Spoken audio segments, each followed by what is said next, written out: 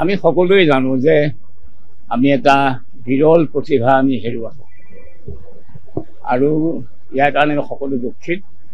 এতিয়া মই ব্যক্তিগতভাৱে তেওঁৰ আত্মাৰ সদ্গতিৰ কাৰণে মই ভগৱানৰ ওচৰত প্ৰাৰ্থনা কৰিছোঁ, য'তে থাকে তাতে চিৰশান্তি লাভ কৰক।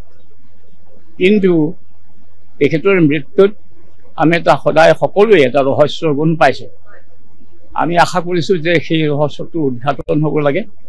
আৰু এটা কথা যে অসমৰ মুখ্যমন্ত্ৰীৰ ওপৰত মোৰ বিশেষকৈ আস্থা আছে, গতিকে মই ভাবোঁ যে তেখেতৰ নেতৃত্বতে এটা সুবিচাৰ আমি পাম আৰু সুবিচাৰ পালেহে মই ভাবোঁ যে জুবিনৰ আত্মায়ো শান্তি লাভ কৰিব। তাকে মই কামনা কৰিছোঁ। আৰু এনেকুৱা হয়তো প্ৰতিভা বৰ সহজে আৰু আমি নাপাম অসমত দেই। এটা কথা আমি মন কৰিছোঁ যে যিসকল প্ৰতিভাৱান লোক বৰ কম সময় জীয়াই থাকে, জ্যোতিপ্ৰসাদ জীয়াই আছিল ৪৮ বছৰ, বিষ্ণুৰাভা জীয়াই আছিল ৬০ বছৰ।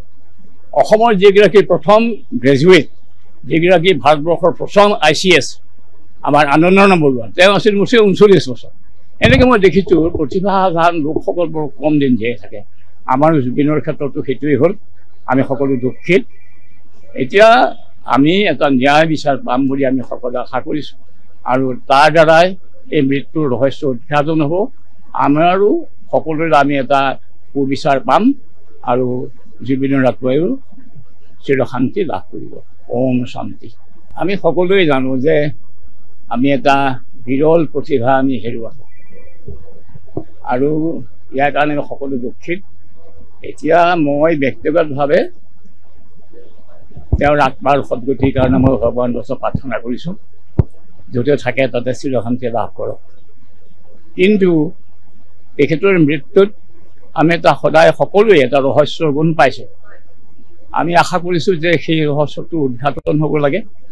আৰু এটা কথা যে অসমৰ মুখ্যমন্ত্ৰীৰ ওপৰত মোৰ বিশেষকৈ আস্থা আছে, গতিকে মই ভাবোঁ যে তেখেতৰ নেতৃত্বতে এটা সুবিচাৰ আমি পাম আৰু সুবিচাৰ পালেহে মই ভাবোঁ যে জুবিনৰ আত্মায়ো শান্তি লাভ কৰিব। তাকে মই কামনা কৰিছোঁ।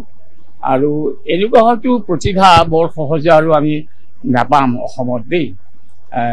এটা কথা আমি মন কৰিছোঁ যে যিসকল প্ৰতিভাৱান লোক বৰ কম সময় জীয়াই থাকে, জ্যোতিপ্ৰসাদ জীয়াই আছিল ৪৮ বছৰ, বিষ্ণুৰাভা জীয়াই আছিল ৬০ বছৰ।